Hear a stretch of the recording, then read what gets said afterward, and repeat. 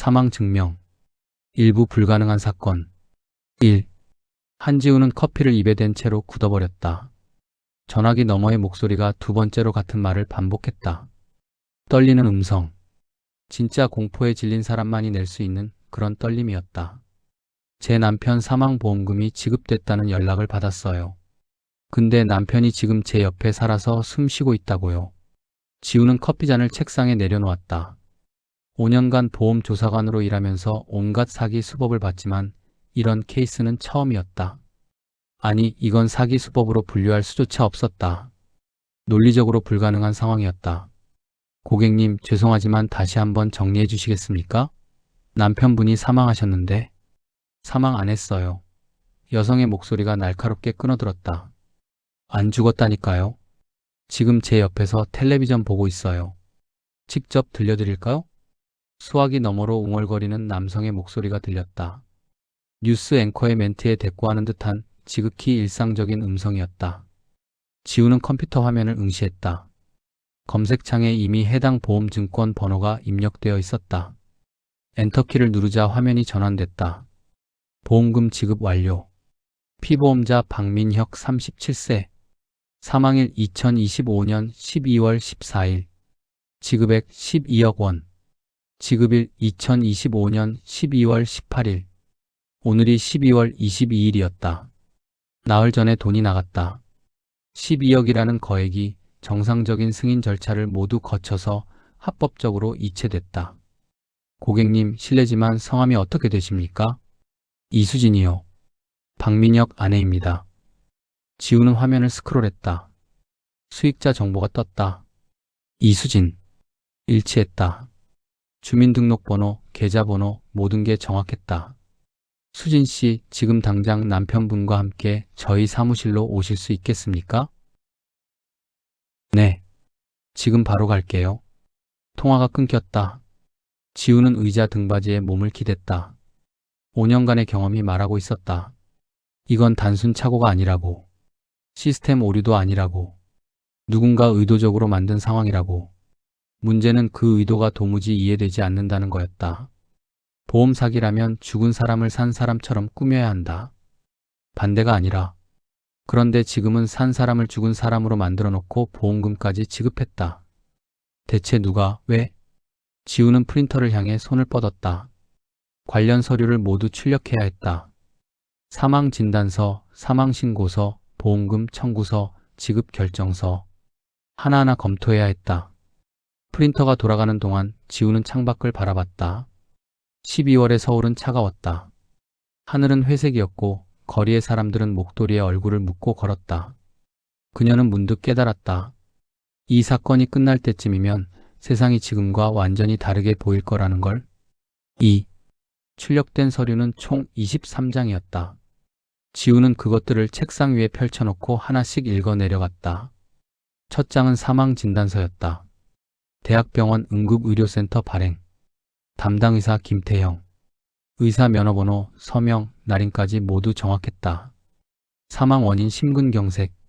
사망 일시 2025년 12월 14일 오전 3시 42분. 사망 장소 현대대학병원 응급실. 심근경색. 돌연사의 가장 흔한 원인 중 하나. 특별히 의심스러울 게 없는 진단이었다. 문제는 이 진단을 받은 사람이 지금 멀쩡히 살아서 이쪽으로 오고 있다는 거였다. 다음은 사망신고서. 관할 구청에 제출된 공식 문서. 접수 도장이 선명했다. 신고인은 이수진. 사망자와의 관계는 배우자. 화장 증명서도 있었다. 낙원 추모공원 발행. 화장 일시는 12월 15일 오전 10시. 유골 수령인은 이수진.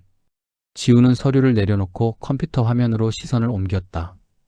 정부24 사이트에 접속해 박민혁의 주민등록 상태를 조회했다. 주민등록 상태 정상. 사망 신고가 접수됐다면 주민등록이 말소돼야 한다. 그런데 지금 박민혁의 등록은 살아있었다. 마치 아무 일도 없었다는 듯이. 지우는 국민연금공단 시스템에도 접속했다. 박민혁은 여전히 국민연금 가입자 상태였다. 지난달 보험료도 정상 납부됐다. 신용정보원 조회 결과도 마찬가지였다. 박민혁 명의의 신용카드 사용 내역이 어제까지 찍혀 있었다. 편의점, 주유소, 식당. 죽은 사람이 카드를 긁고 다닌다. 지우는 손가락으로 관자놀이를 눌렀다. 투통이 왔다. 상황을 정리해보려 했지만 정리가 되지 않았다. 정상 처리된 것들, 사망진단서, 사망신고서, 화장증명서, 보험금 지급, 존재하지 않는 것들, 주민등록 말소, 국민연금 상실, 신용정보 정지. 두 개의 현실이 동시에 존재하고 있었다. 하나는 박민혁이 죽은 세계, 다른 하나는 박민혁이 살아있는 세계. 그리고 이 두 세계는 서로를 부정하지 않았다. 그냥 나란히 평행하게 공존하고 있었다. 지우는 다시 서류 더미를 뒤적였다. 장례식 관련 서류도 있었다. 장례식장 사용료 영수증, 꽃 주문 내역서, 운구 차량 비용 청구서. 영수증들은 진짜였다. 위조된 흔적이 없었다.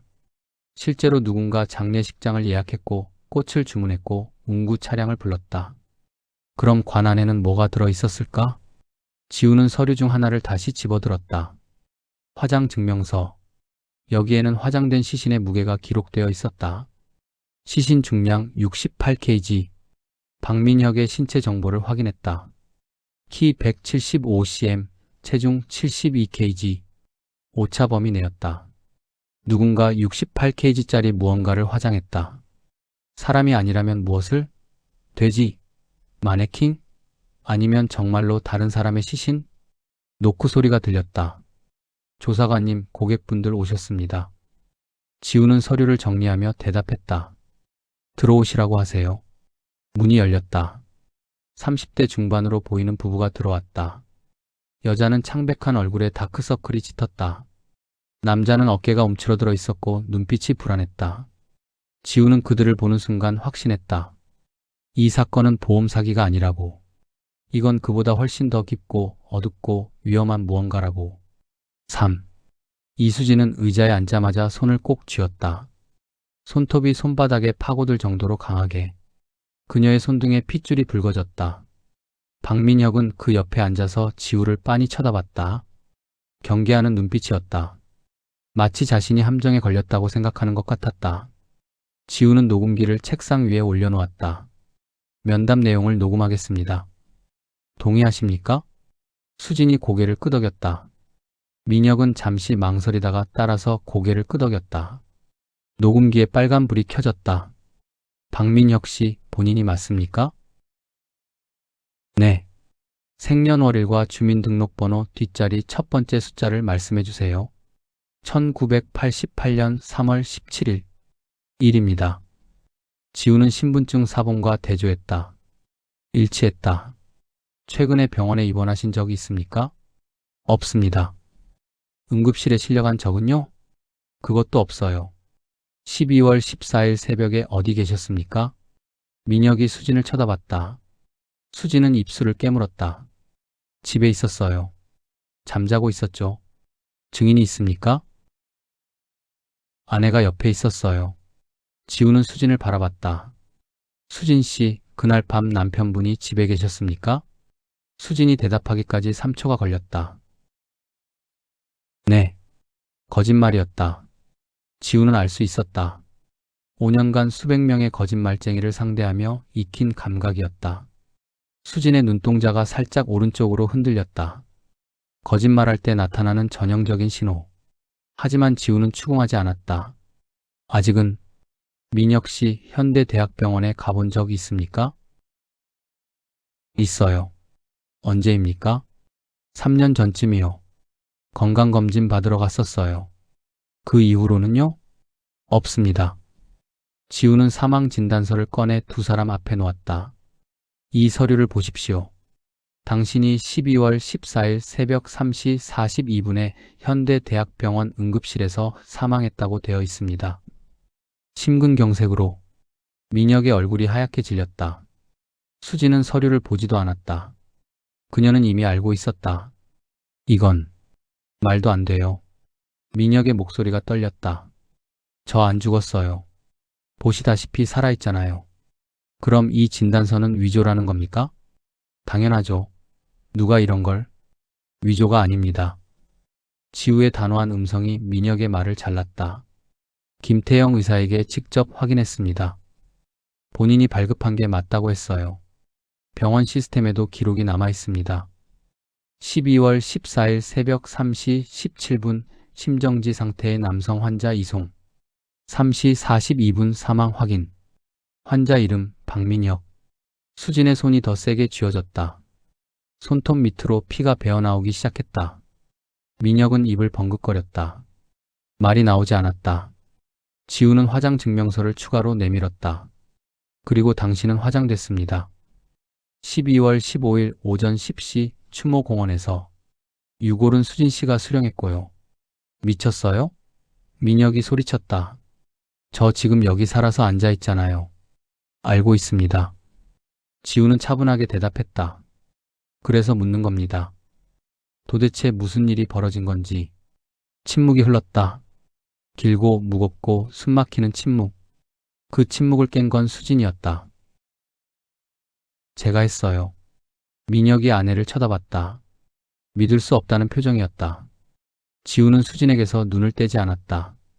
무엇을 했습니까? 수진은 떨리는 입술로 대답했다. 사망진단서요. 제가 만들었어요. 지우는 표정을 바꾸지 않았다. 하지만 심장은 빠르게 뛰기 시작했다. 이제부터가 진짜였다. 이제부터 진실이 드러날 것이었다. 어떻게 만들었습니까? 수진은 한참을 망설이다가 입을 열었다. 저 간호사예요. 현대대학병원 응급실에서 일했어요. 3년 전까지. 지우는 즉시 컴퓨터로 확인했다. 이수진 간호사 면허 소지자. 현대대학병원 경력 5년. 퇴사일 2022년 11월. 계속하세요. 병원 시스템은 아직도 제 아이디가 살아있어요. 관리가 허술해서 퇴사자 계정을 제대로 삭제 안 해요.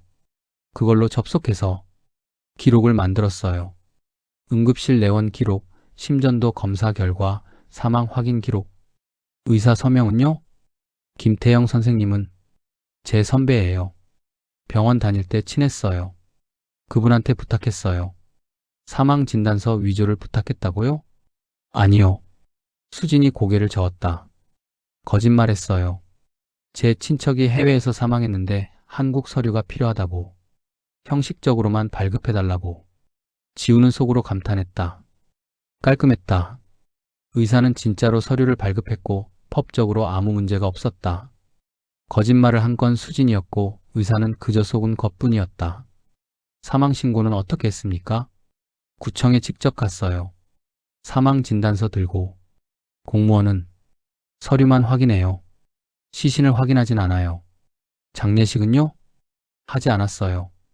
장례식장만 예약하고 꽃만 주문했어요. 실제로 장례는 안 치렀어요. 그럼 화장은요? 68kg짜리 무언가가 화장됐다는 증명서가 여기 있는데요. 수진의 얼굴이 더 창백해졌다. 돼지요. 뭐라고요? 돼지 한 마리를 화장했어요. 추모공원 직원한테 돈 주고 부탁했어요. 지우는 웃음이 나올 뻔했다. 하지만 참았다. 이건 웃을 상황이 아니었다. 왜 그랬습니까? 이번엔 민혁이 끼어들었다. 그러게요. 왜 그런 미친 짓을 한 거예요? 수지는 남편을 보지 않았다. 그녀는 지우만 쳐다봤다. 남편을 살리려고요. 무슨 소리입니까?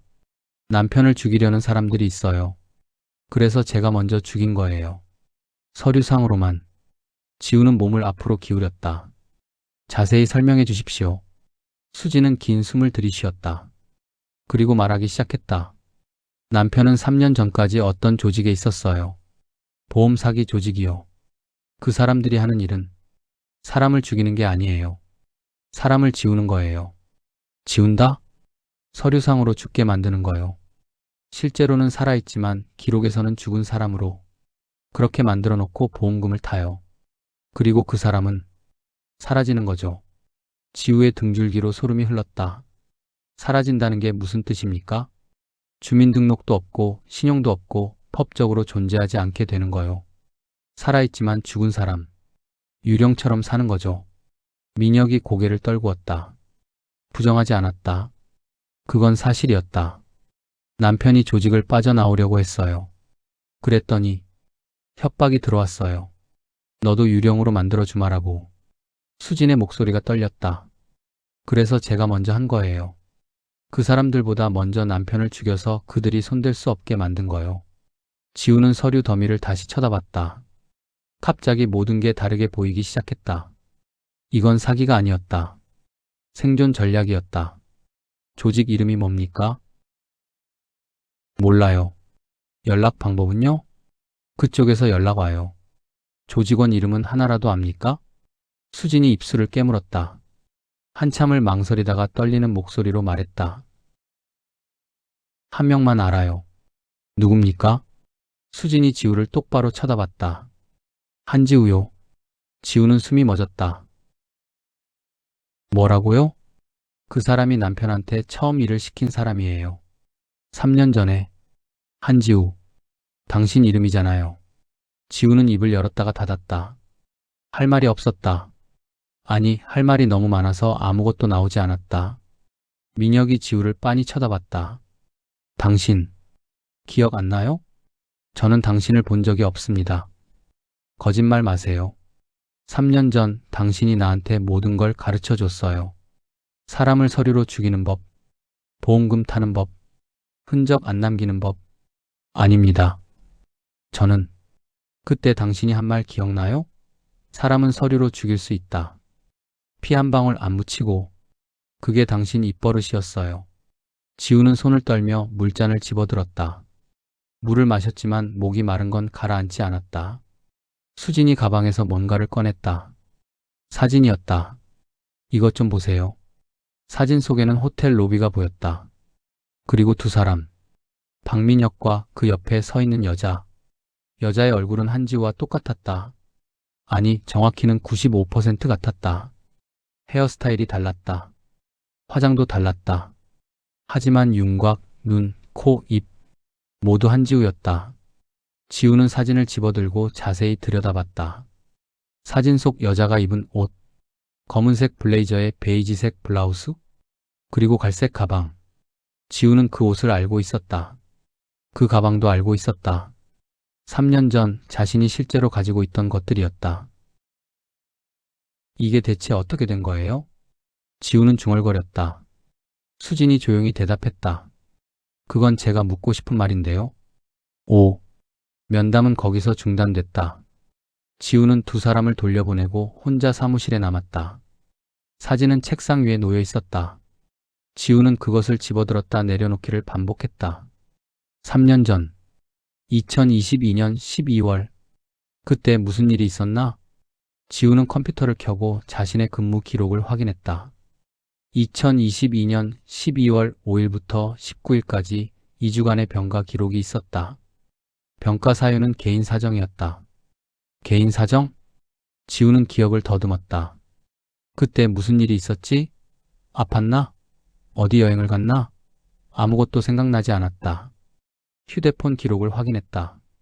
그 2주간의 통화 기록이 모두 삭제되어 있었다. 문자도 없었다. 마치 그 2주 동안 지우는 세상과 단절되어 있었던 것처럼. 신용카드 사용 내역을 조회했다. 2022년 12월 5일부터 19일까지 모든 결제가 현금 인출이었다. ATM에서 매일 50만 원씩 찾아갔다.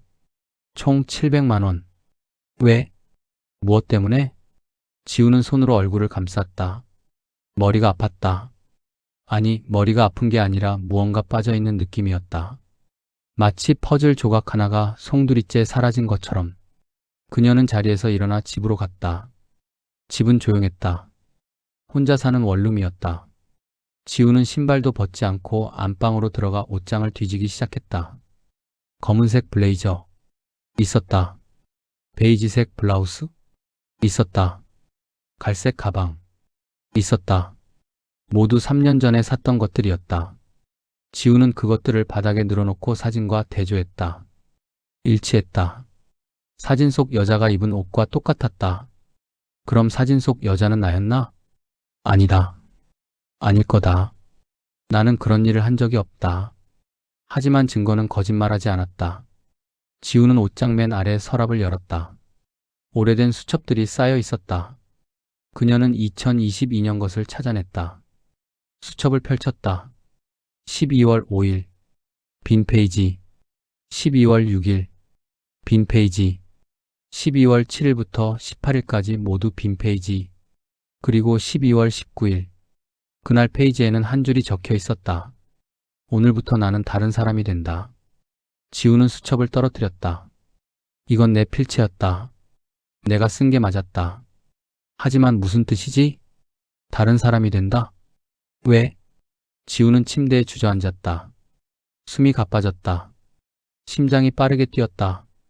공황이 올 것 같았다. 그때 휴대폰이 울렸다. 모르는 번호였다. 지우는 떨리는 손으로 전화를 받았다. 여보세요? 한지우 조사관님 맞으십니까? 네. 누구세요? 서울경찰서 형사과 정민수입니다. 조사관님께 여쭤볼 게 있어서 연락드렸습니다. 지우는 목소리를 가다듬었다. 무슨 일이신지요? 3년 전 2022년 12월에 교통사고를 당하신 적 있으십니까? 지우는 입이 마르는 걸 느꼈다. 아니요. 없는데요. 이상하네요. 여기 기록에는 분명히 조사관님이 피해자로 되어 있는데요. 12월 5일 강남대로에서 음주 트럭에 치여서 현대대학병원으로 이송됐다고요. 지우는 숨을 멈췄다. 무슨 말씀이신지 잘 모르겠는데요. 혼수 상태셨답니다. 2주 동안. 그러다가 12월 19일에 깨어나셨고요. 담당 간호사 이름이 이수진이네요. 전화기가 손에서 미끄러질 뻔했다. 제가 지금 확인 중인 사건이 있어서요. 혹시 그때 병원에서 이상한 일을 겪으신 적 없으십니까? 누가 조사관님 행세를 했다거나 신분을 도용했다거나? 지우는 대답할 수 없었다. 왜냐하면 이제 알았으니까.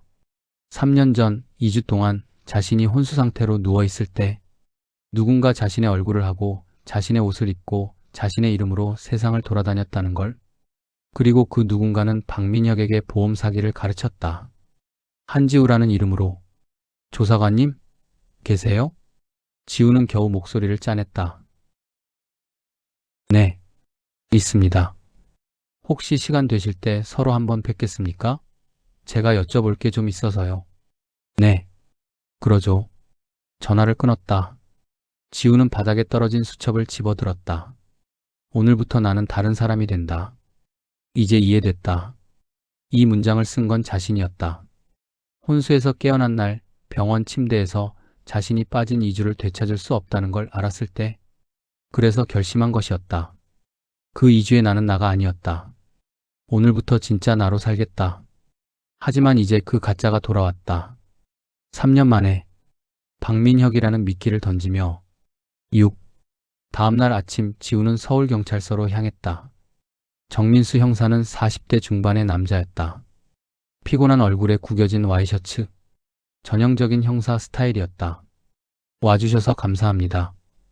정민수는 커피를 건넸다. 3년 전 사고 기억나십니까? 아니요. 전혀요. 그럴 겁니다. 혼수 상태였으니까요. 머리를 심하게 다치셨어요. 두개골 골절에 뇌출혈. 의사들이 깨어나지 못할 수도 있다고 했답니다. 지우는 커피를 한 모금 마셨다. 쓴맛이 입안에 퍼졌다. 그런데 2주 만에 깨어나셨어요. 기적이라고 했죠. 다만 정민수가 서류를 꺼냈다. 그 2주 동안 이상한 일들이 있었답니다. 무슨 일이요? 조사관님 명의로 된 신용카드가 사용됐어요. 병원 밖에서요. 호텔, 식당, 쇼핑몰. 거의 매일요. 지우는 서류를 받아들었다. 정말로 그녀의 카드 사용 내역이었다. 강남, 이태원, 홍대. 그녀가 혼수 상태로 누워있을 때 그녀의 카드는 서울 전역을 돌아다니고 있었다. 누가 했을까요? 모르겠습니다. 당시에는 조사하지 않았어요. 조사관님이 깨어난 뒤에도 신고하지 않으셨고요.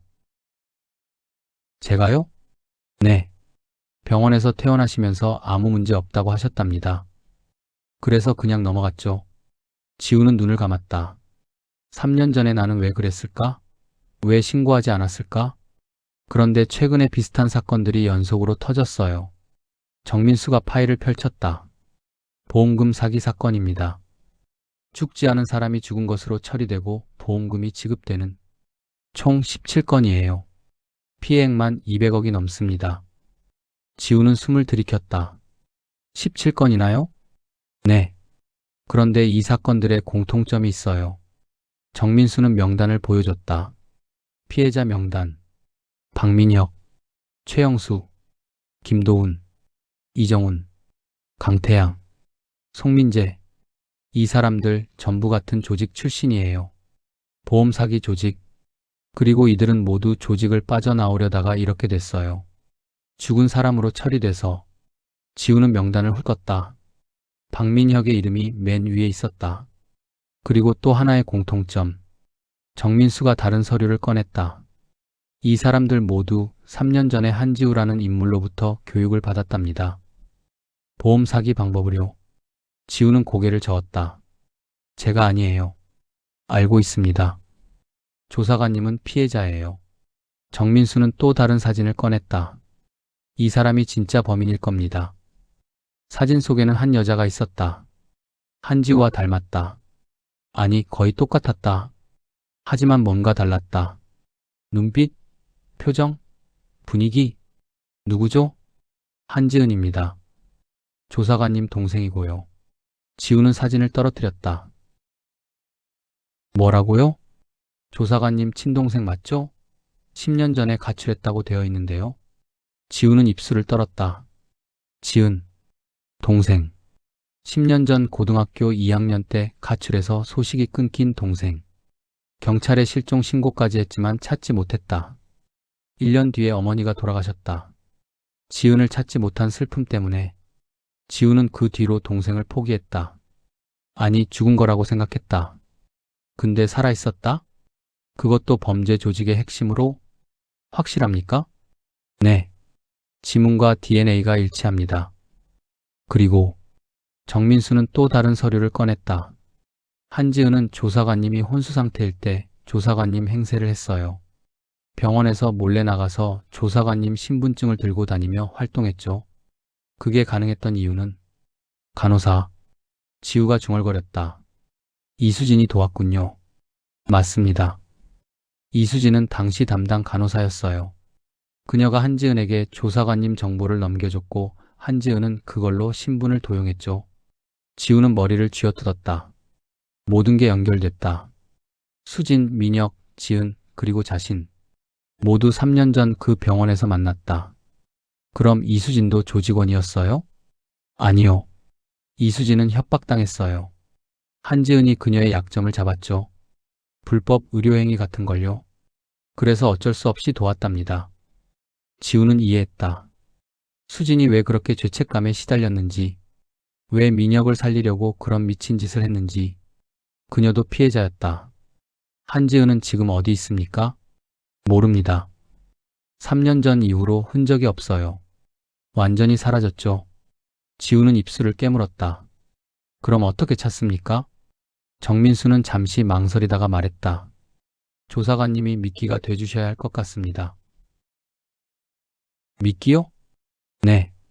한지은은 분명 조사관님을 노리고 있어요. 박민혁 사건도 그냥 일어난 게 아닐 겁니다. 조사관님을 끌어들이려고 만든 거예요. 지우는 사진 속 지은을 다시 쳐다봤다.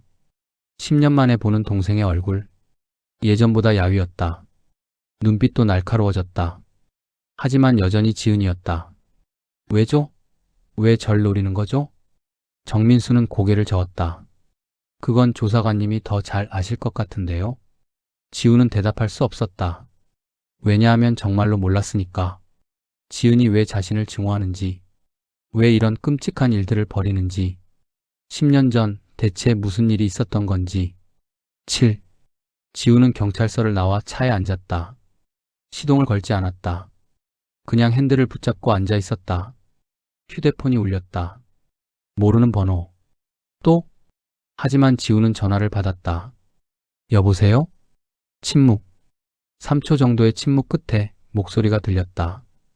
여자 목소리. 낯익은 목소리. 언니. 지우는 숨이 멎었다. 지은아? 오랜만이야, 언니. 지은의 목소리는 차갑고 날카로웠다. 무슨 짓이야, 지은아? 왜 이러는 거야? 왜긴 왜야? 재미있잖아. 재미? 사람들 인생 망가뜨리는 게 재미있어? 그 사람들 원래 쓰레기들이야. 보험 사기나 치던 인간들이지.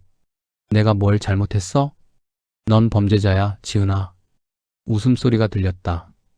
차갑고 피 틀린 웃음. 언니가 범죄자래. 웃기네. 언니는 뭔데? 성녀야? 나는 너랑 달라. 아니야. 똑같아. 지은의 목소리가 낮아졌다. 언니도 나처럼 버림받았잖아.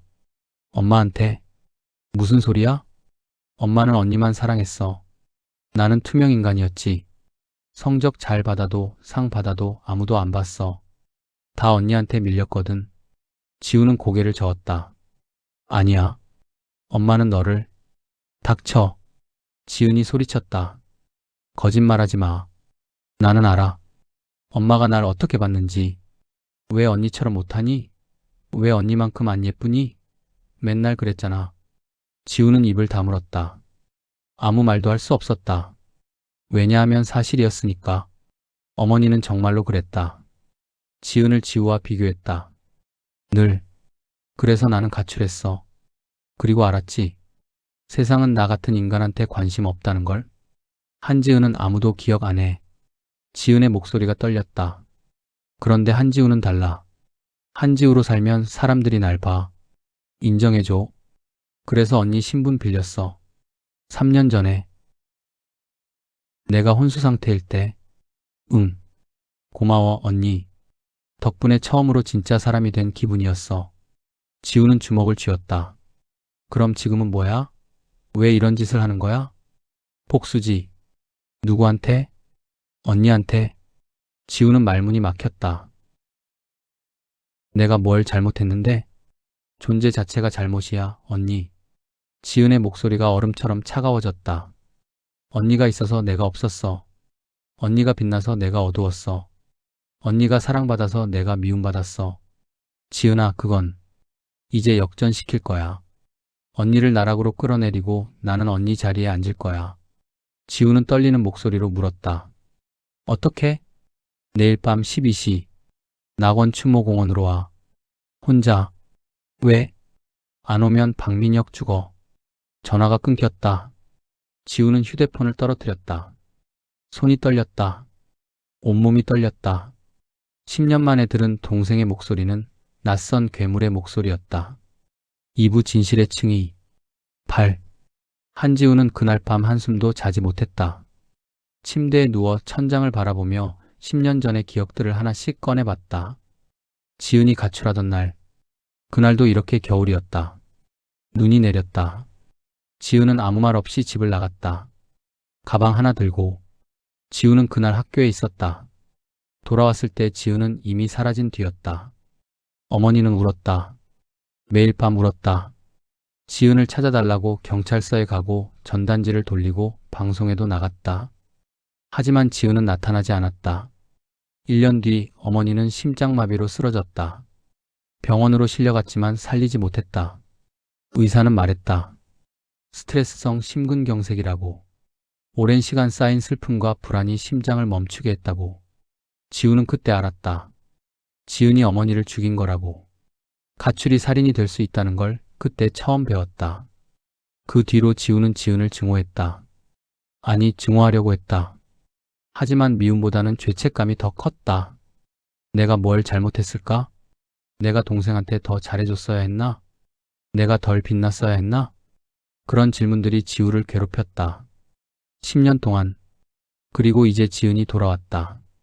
괴물이 되어서. 다음날 오전 지우는 정민수 형사에게 전화했다. 어젯밤에 한지은한테 연락 왔어요. 뭐라고 하던가요? 오늘 밤 12시 추모공원으로 오래요. 안 오면 박민혁을 죽인다고. 정민수는 잠시 침묵했다. 함정이겠죠. 알아요. 그럼 어떻게 할 겁니까? 가야죠. 위험합니다. 알아요. 그래서 경찰 지원이 필요해요. 정민수는 한숨을 쉬었다. 알겠습니다. 준비하죠. 하지만 조심하세요. 한지은은 3년 동안 17명을 서류상으로 죽였어요. 실제로 죽이는 것도 주저하지 않을 겁니다. 전화를 끊고 나서 지우는 책상 서랍을 열었다. 안에는 작은 상자가 하나 있었다. 어머니의 유품이었다. 상자를 열자 편지 뭉치가 나왔다. 지우는 그것들을 한 번도 읽어본 적이 없었다. 너무 슬플 것 같아서. 하지만 지금은 읽어야 할 것 같았다.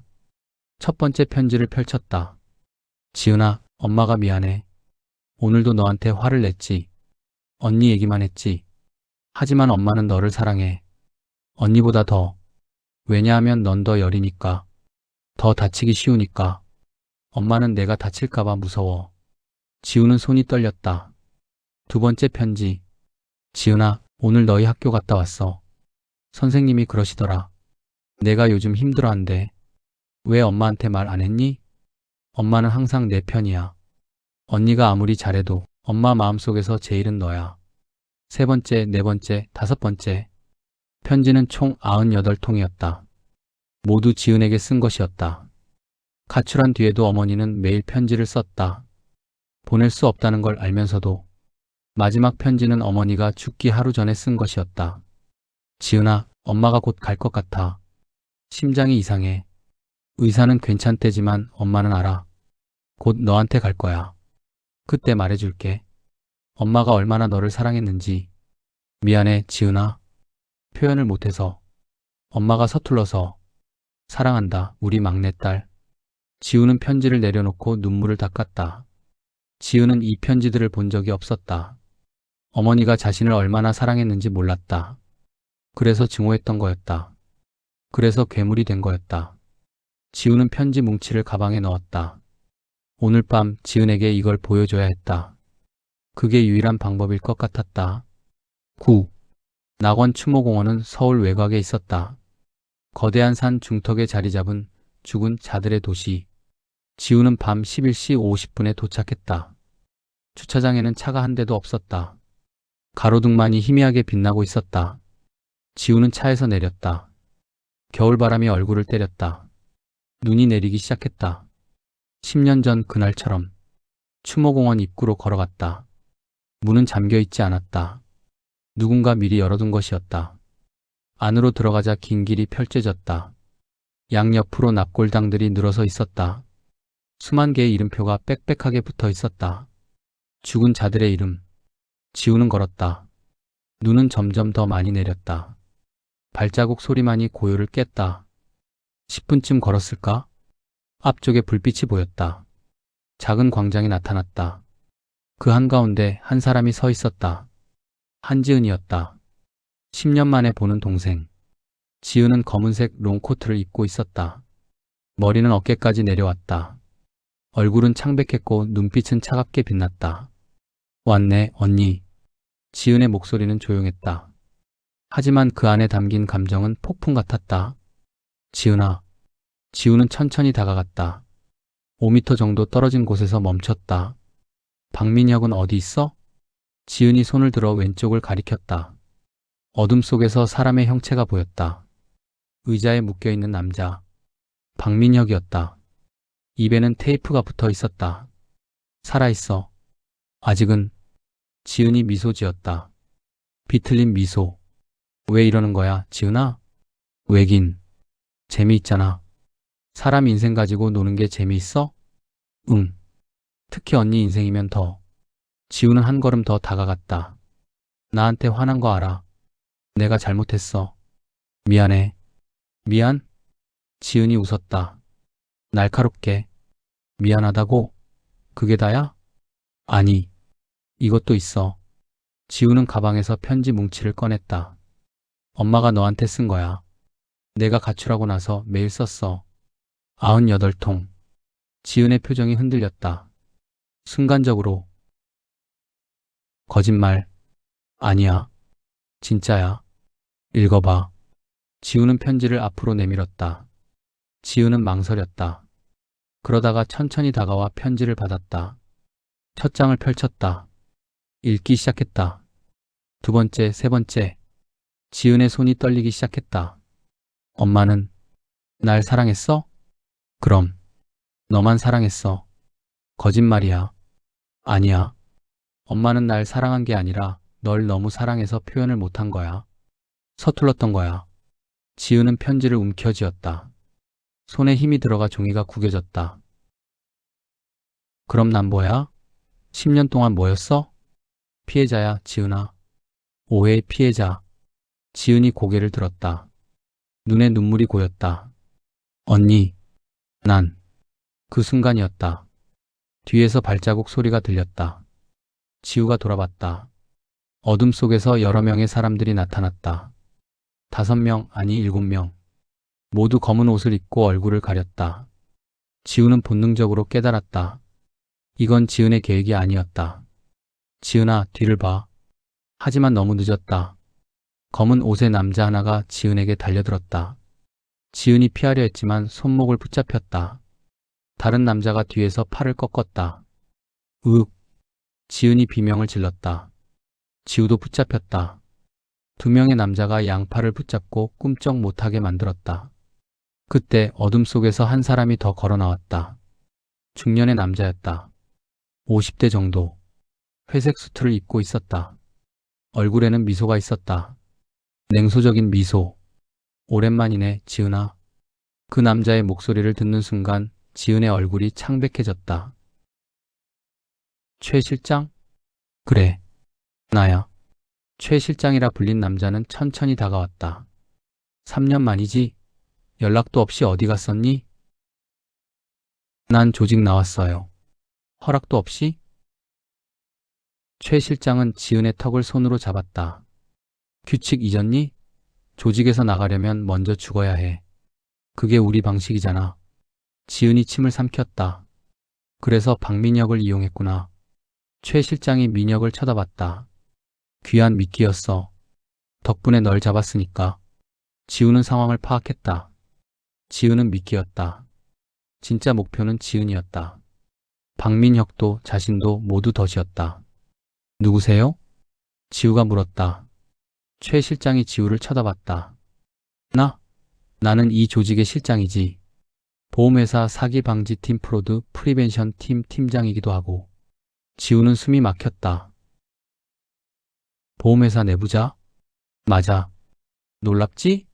사기방지팀이 실은 사기 조직이라니. 최 실장이 웃었다. 우린 10년 동안 230억을 벌었어. 사람 죽이지 않고, 서류만 죽이고, 완벽한 범죄지. 왜 지은이를 잡으려는 겁니까? 얘가 배신했거든. 3년 전에 조직을 빠져나가면서 우리 정보를 다 가져갔어. 고객 명단, 수법, 내부자 리스트. 전부. 지은이 고개를 떨궜다. 그래서 널 찾고 있었지. 근데 박민혁이라는 바보가 스스로 미끼가 돼줬어. 자기 아내가 나한테 연락했거든. 남편을 살리고 싶다고. 지우는 이수진을 떠올렸다. 그녀도 함정이었다. 모든 게 최 실장의 계획이었다. 그럼 이제 어쩔 건데요? 지우가 물었다. 최 실장은 주머니에서 주사기를 꺼냈다. 간단해. 지은이를 진짜로 죽이는 거지. 그리고 언니도. 지우는 온몸이 얼어붙었다. 경찰이 오고 있어요. 알아. 그래서 빨리 해야지. 최 실장이 지은에게 다가갔다. 지은이 발버둥쳤지만 소용없었다. 남자들이 그녀를 붙잡고 있었다. 주사기 끝이 지은의 목에 닿으려는 순간 총성이 울렸다. 10. 최 실장의 손에서 주사기가 떨어졌다. 그는 손을 움켜쥐고 비명을 질렀다. 손바닥에 구멍이 뚫렸다. 어둠 속에서 사람들이 튀어나왔다. 경찰이었다. 정민수 형사가 앞장섰다. 권총을 들고. 손들어. 모두 엎드려. 검은 옷의 남자들이 흩어지려 했지만 사방에서 경찰들이 나타났다. 포위됐다. 움직이지 마. 쏜다. 총구가 그들을 겨냥했다. 남자들은 어쩔 수 없이 무릎을 꿇었다. 최 실장은 다친 손을 붙잡고 바닥에 주저앉았다. 체포한다. 보험사기 방지법 위반, 사문서위조, 공문서위조, 사기죄. 경찰들이 수갑을 채웠다. 최 실장과 부하들 모두. 정민수가 지우에게 다가왔다. 괜찮습니까? 네. 감사합니다. 지우는 손목을 풀었다. 지은도 풀려났다. 그녀는 바닥에 주저앉아 떨고 있었다. 지우는 지은 옆에 앉았다. 괜찮아? 지은은 대답하지 않았다. 그녀는 편지 뭉치를 바닥에 떨어뜨렸다. 눈은 허공을 바라봤다. 지은아. 미안해, 언니. 지은의 목소리가 떨렸다. 나 몰랐어. 엄마가 날 알아. 이제 알았잖아. 난 10년 동안 잘못 알고 증오하고. 지은이 울기 시작했다. 소리내어. 아이처럼. 지우는 동생을 안았다. 10년 만에 지은의 몸은 너무 말랐다. 뼈만 남은 것 같았다. 미안해, 언니. 미안해. 나도 미안해, 지은아. 두 자매는 눈 내리는 추모공원 한가운데서 서로를 꼭 안았다. 정민수는 그 모습을 보며 고개를 돌렸다. 차마 볼 수 없었다. 한참 뒤 지은이 지우에게서 떨어졌다. 언니, 난 감옥 가야 해. 알아. 나 많은 사람들 인생 망쳤어. 17명. 알아. 용서받을 수 없어. 그래도 난 기다리게. 지은이 지우를 쳐다봤다. 왜? 우리 가족이니까. 지은은 다시 울었다. 정민수가 다가왔다. 한지은 씨 체포하겠습니다. 사기죄, 사문서 위조, 공문서 위조, 공무집행방해. 지은은 고개를 끄덕이며 일어섰다. 손목에 수갑이 채워졌다. 경찰차로 끌려가면서 지은이 뒤를 돌아봤다. 언니. 응. 편지. 가져가. 지우는 바닥에 떨어진 편지들을 주웠다. 눈에 젖어 축축했지만 글씨는 여전히 읽을 수 있었다. 가져갈게. 지은이 미소 지었다. 10년 만에 보는 진짜 미소였다. 경찰차 문이 닫혔다. 차는 천천히 멀어졌다. 지우는 그 차를 보며 서 있었다. 눈은 계속 내렸다. 온 세상을 하얗게 덮으며. 10일. 1시간 뒤 경찰서. 지우는 조사실에 앉아 있었다. 정민수가 앞에 앉았다. 진술서 작성해야 합니다. 네. 지우는 펜을 들었다. 하지만 쓰지 못했다. 손이 떨렸다. 괜찮습니까? 네. 그냥 정리가 안 돼서요. 정민수는 커피를 건넸다.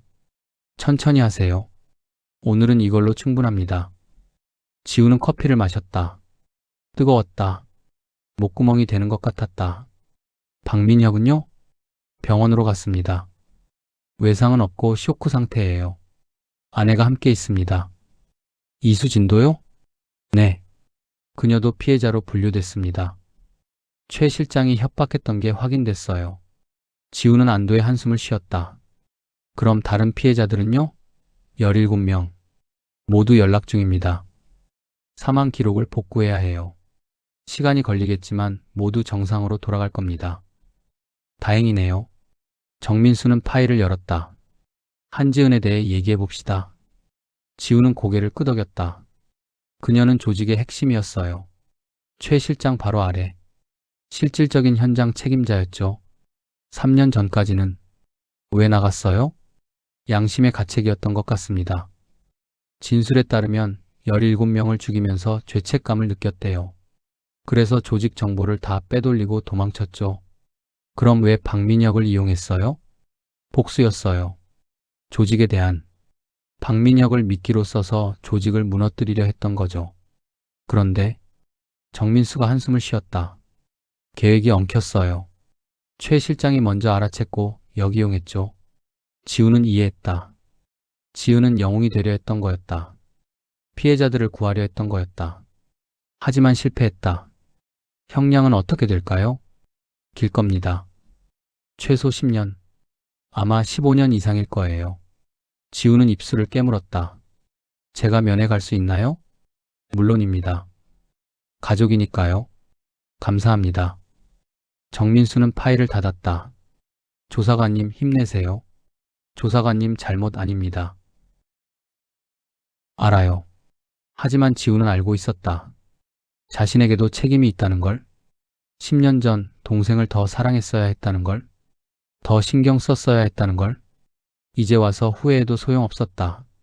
하지만 앞으로는 달라질 수 있었다. 12. 3일 뒤 지우는 구치소로 향했다. 면회 시간은 30분이었다. 유리창 너머로 지은이 나타났다.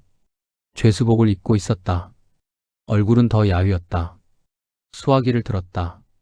언니. 응, 지은아. 침묵이 흘렀다. 서로 뭐라고 말해야 할지 몰랐다.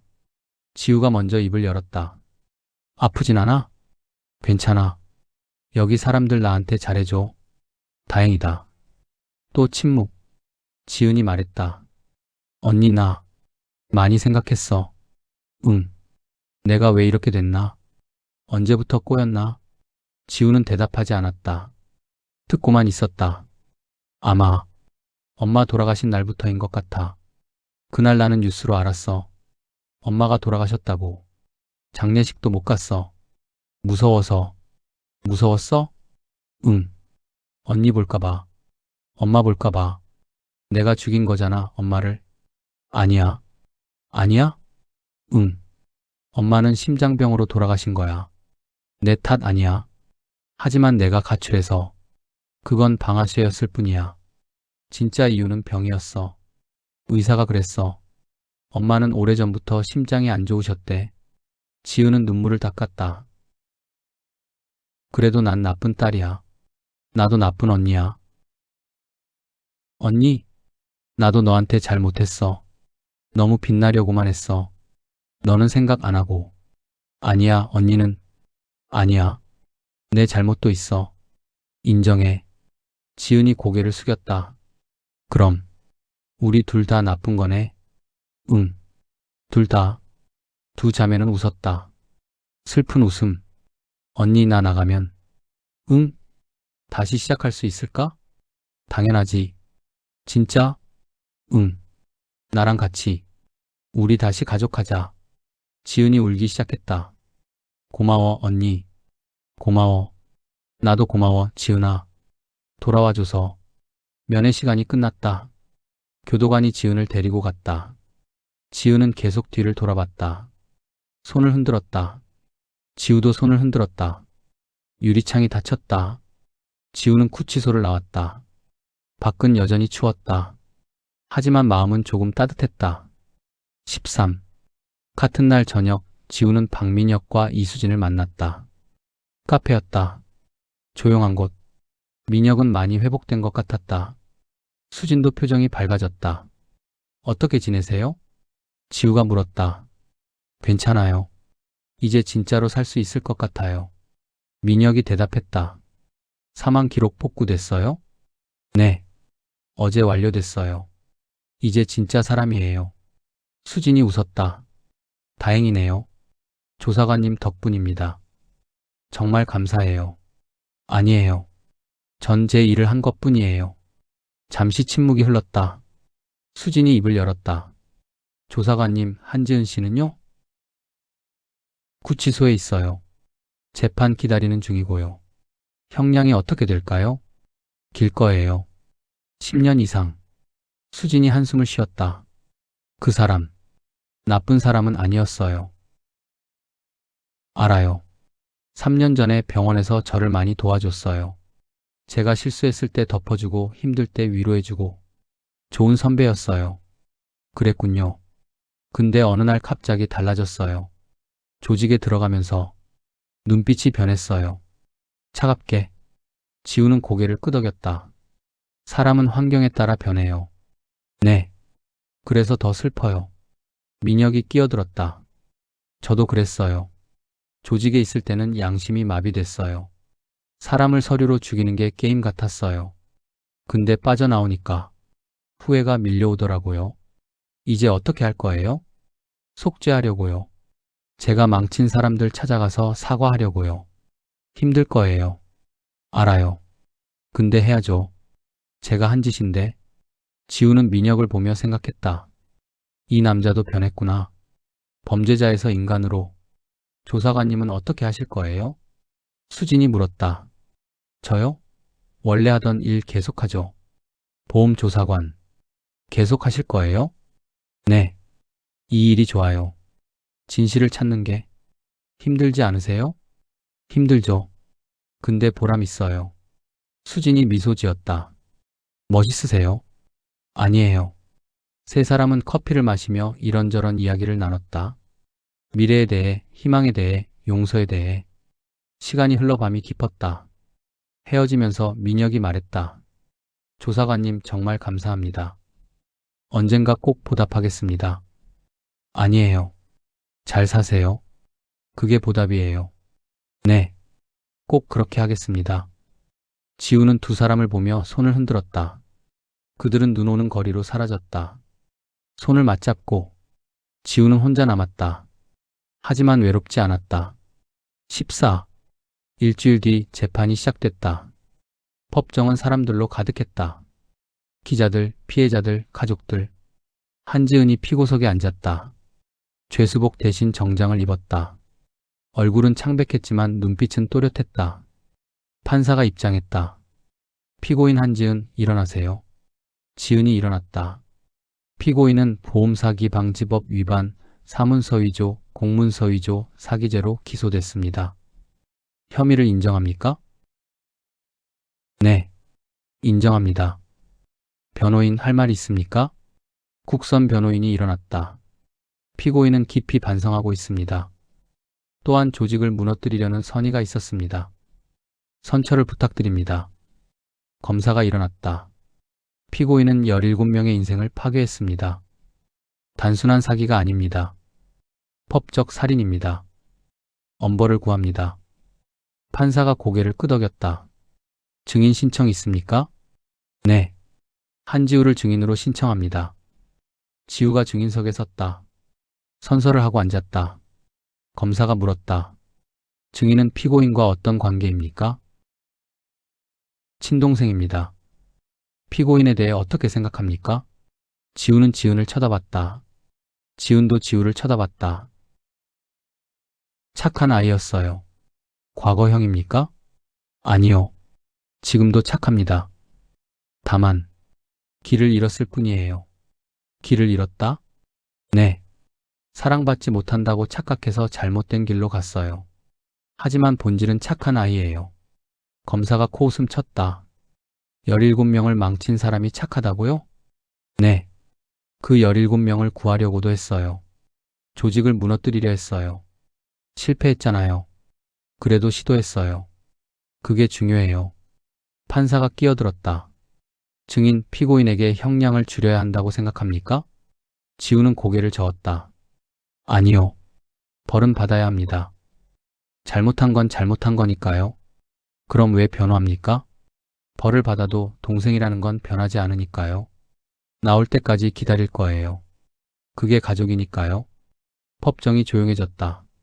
판사는 잠시 지우를 바라보다가 고개를 끄덕였다. 알겠습니다. 자리에 앉으세요.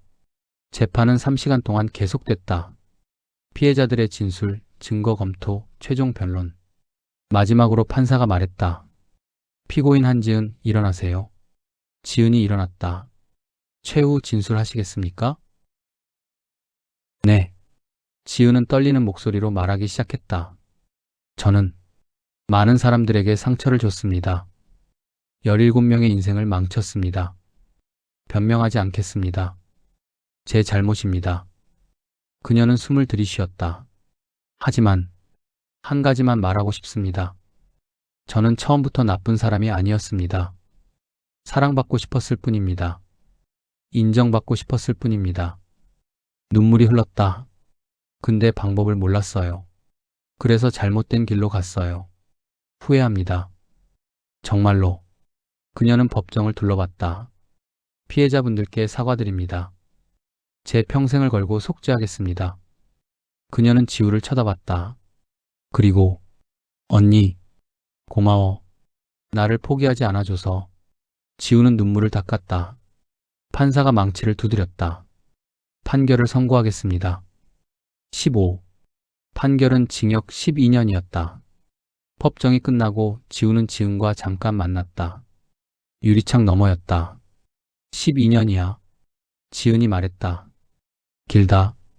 응. 근데 견딜 수 있어. 어떻게?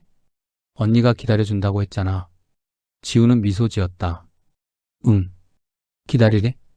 12년 후면 나 45이야. 그래도 기다리게?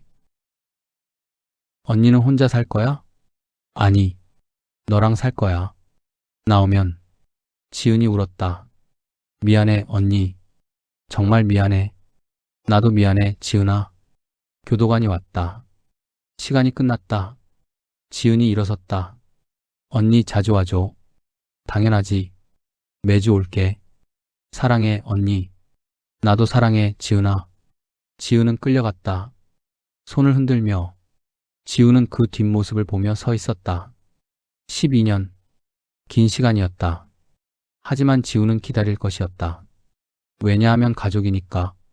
한 달이 지났다. 지우는 일상으로 돌아갔다. 보험조사관으로서의 삶. 사무실에서 서류를 검토하고 고객을 만나고 진실을 찾아다녔다. 어느 날 정민수 형사가 찾아왔다. 조사관님, 좋은 소식 있어요. 뭔데요?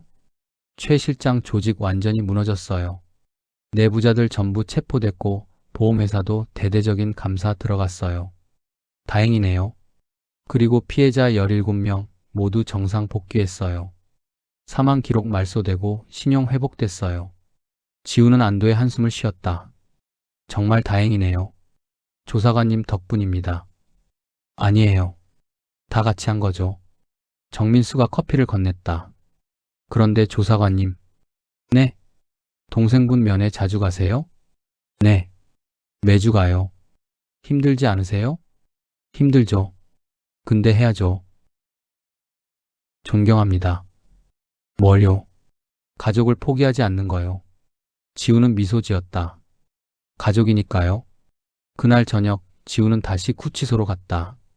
지은이 나타났다. 표정이 밝아졌다. 언니. 응, 지은아. 어때? 괜찮아? 응. 여기서 공부하고 있어. 공부? 응.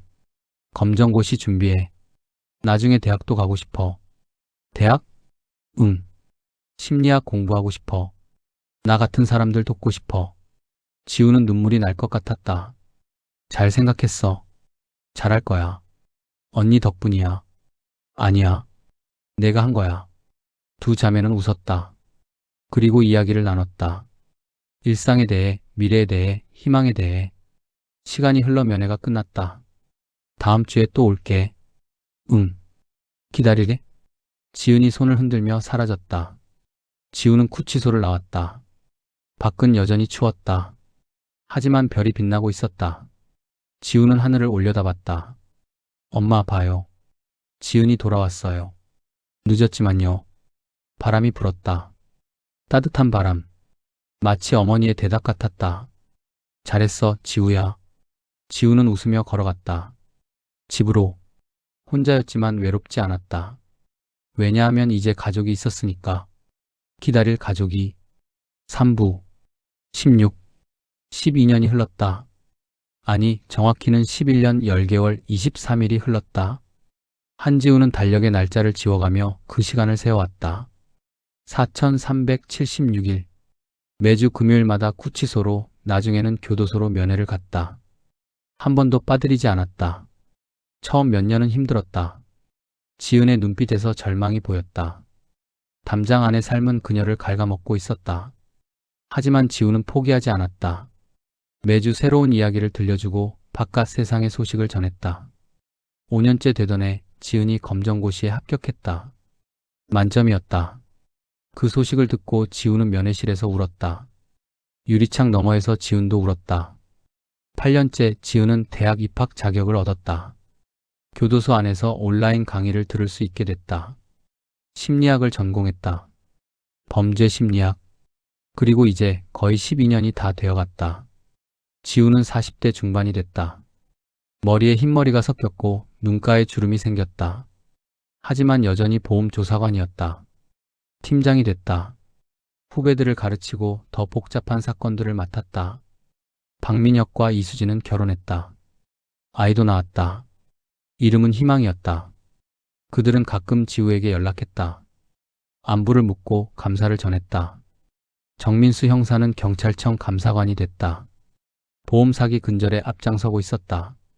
가끔 지우와 함께 일했다.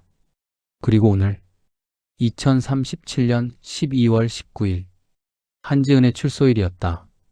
17. 새벽 5시 지우는 눈을 떴다. 잠을 설쳤다. 긴장과 기대가 뒤섞인 밤이었다. 침대에서 일어나 창문을 열었다. 차가운 공기가 얼굴을 때렸다. 12월의 서울은 여전히 추웠다. 샤워를 하고 옷을 입었다. 검은색 코트에 회색 머플러. 거울을 보니 40대 중반의 여자가 서 있었다. 지친 얼굴이었지만 눈빛만은 또렷했다. 6시에 집을 나섰다. 교도소까지는 2시간이 걸렸다.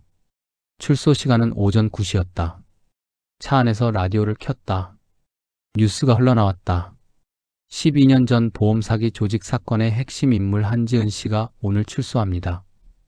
당시 17명을 서류상으로 사망 처리해 230억 원의 보험금을 편취한 사건으로. 지우는 라디오를 껐다. 듣고 싶지 않았다.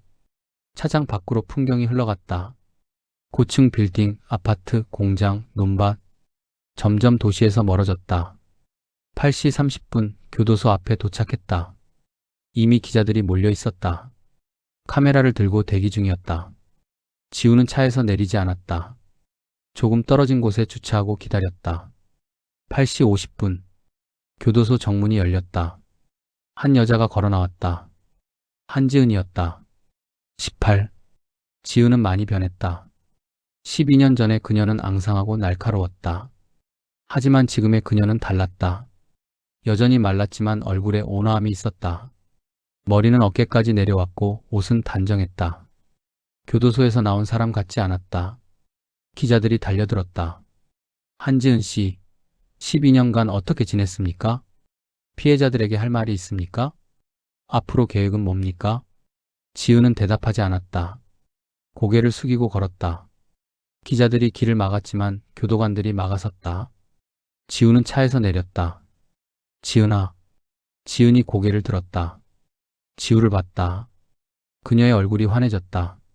언니. 지은이 달려왔다. 기자들을 밀치고 지우의 품에 안겼다. 언니. 언니. 지은은 울었다. 소리내어. 12년간 참았던 눈물을 쏟아냈다. 지우도 울었다. 동생을 꼭 안고. 잘했어, 지은아. 잘 견뎠어. 언니. 고마워. 기다려줘서. 기자들이 사진을 찍었다.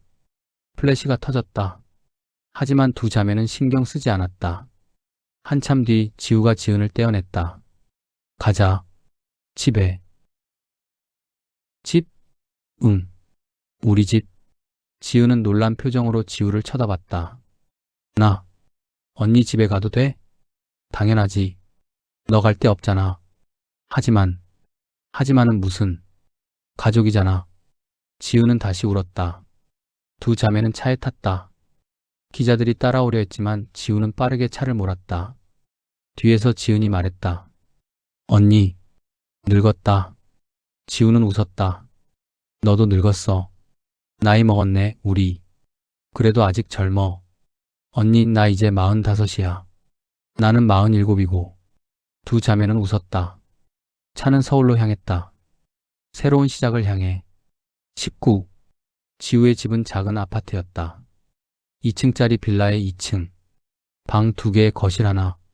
지우는 문을 열고 들어서며 주변을 둘러봤다. 여기가 언니 집이야? 응.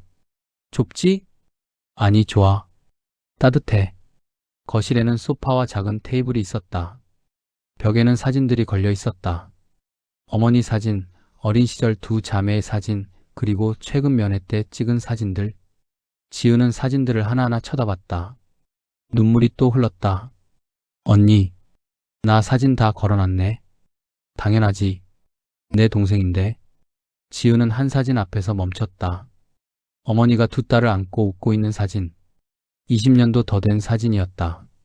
엄마, 보고 싶다. 나도. 엄마한테 사과하고 싶어. 엄마는 다 용서했을 거야. 지은은 고개를 끄덕였다. 지우는 주방으로 갔다. 배고프지? 뭐 먹을래? 언니 만든 거면 뭐든지. 그럼 김치찌개 끓이게 돼. 좋아. 지우는 요리를 시작했다. 지은은 소파에 앉아 그 모습을 지켜봤다. 12년 만에 보는 일상이었다. 평범하고 따뜻하고 행복한 일상. 30분 뒤 밥상이 차려졌다. 김치찌개, 계란말이, 김치, 나물 몇 가지. 소박했지만 푸짐했다. 먹자. 잘 먹겠습니다. 지우는 숟가락을 들었다. 김치찌개를 한 입 떠먹었다. 눈을 감았다. 맛있다. 그래? 응. 세상에서 제일 맛있어. 지우는 웃었다. 두 자매는 밥을 먹었다. 오랜만에 함께하는 식사였다. 말없이 먹었지만 편안했다. 밥을 다 먹고 설거지를 했다. 지은이 도왔다. 언니, 나 여기서 얼마나 있을 수 있어? 원하는 만큼. 진짜? 응. 여기 내 방이야. 지우는 작은 방 하나를 가리켰다. 문을 열자 깨끗한 방이 나타났다. 침대, 책상, 옷장. 모두 새 것이었다. 언니, 이거 다 나 때문에 준비한 거야? 응. 언제? 한 달 전부터. 지우는 방 안으로 들어갔다. 책상 위에는 노트북이 놓여 있었다. 책장에는 심리학 책들이 꽂혀 있었다. 언니가 다 사준 거야? 응. 내가 공부할 것 같아서. 지우는 책들을 쓰다듬었다. 모두 새 책이었다. 고마워, 언니. 천만에. 지우는 침대에 앉았다. 부드러웠다. 12년 만에 느껴보는 편안함이었다.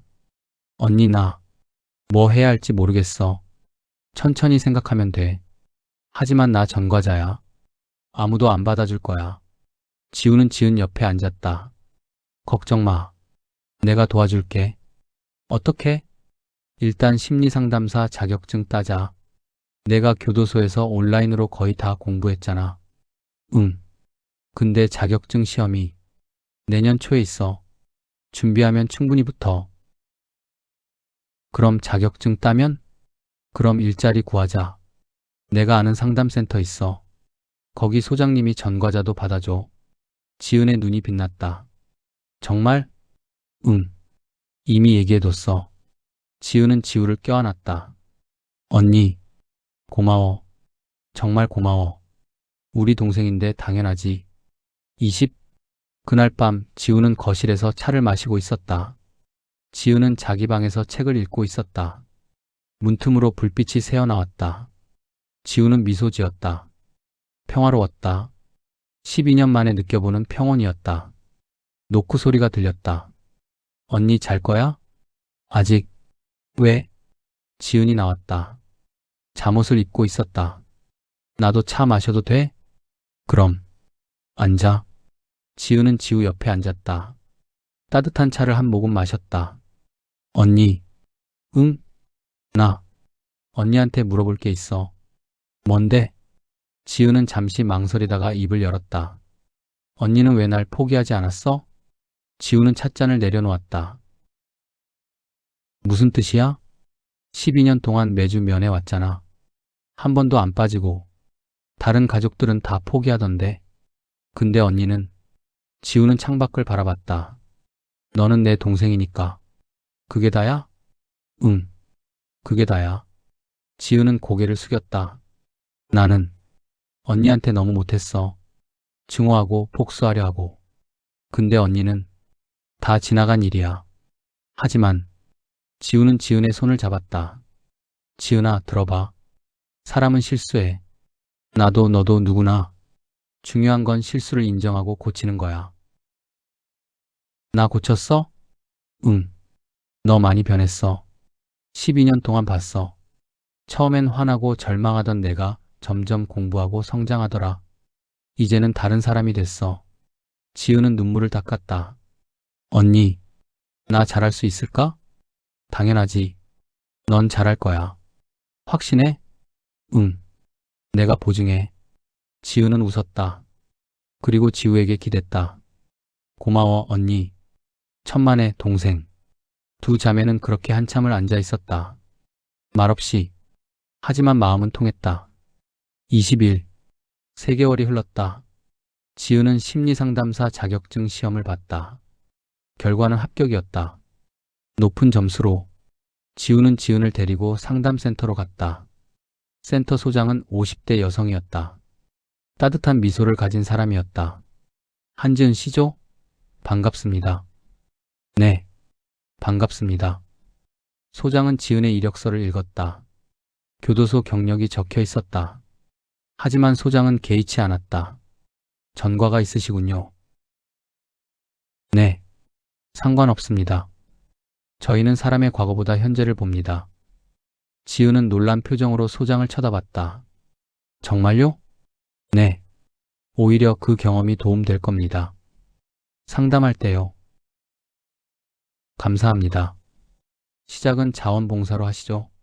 3개월 후 정식 계약 드릴게요. 네, 열심히 하겠습니다.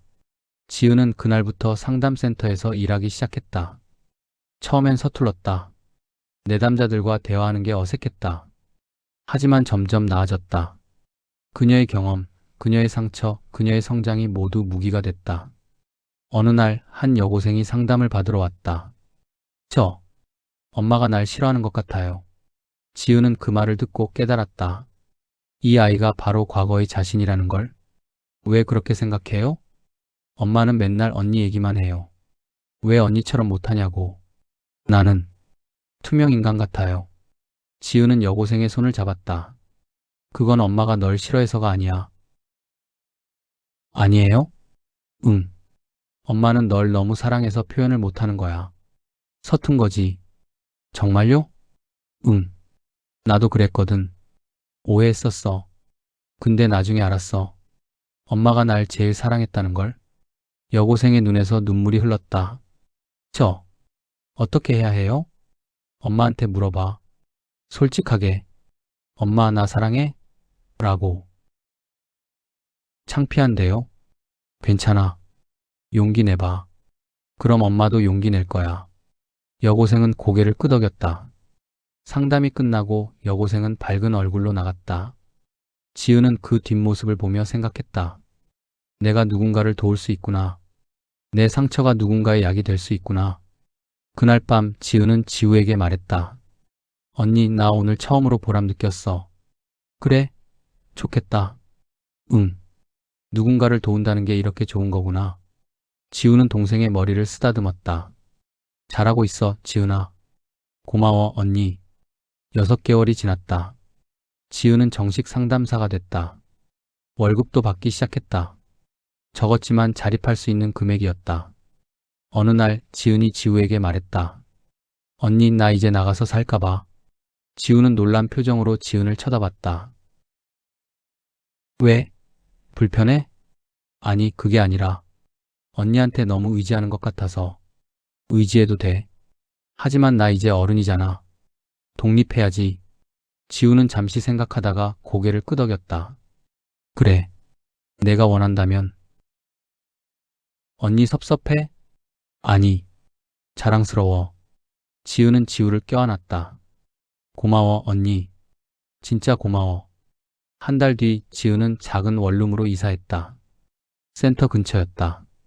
두 자매는 손을 잡고 걸었다. 봄바람이 불었다. 따뜻했다.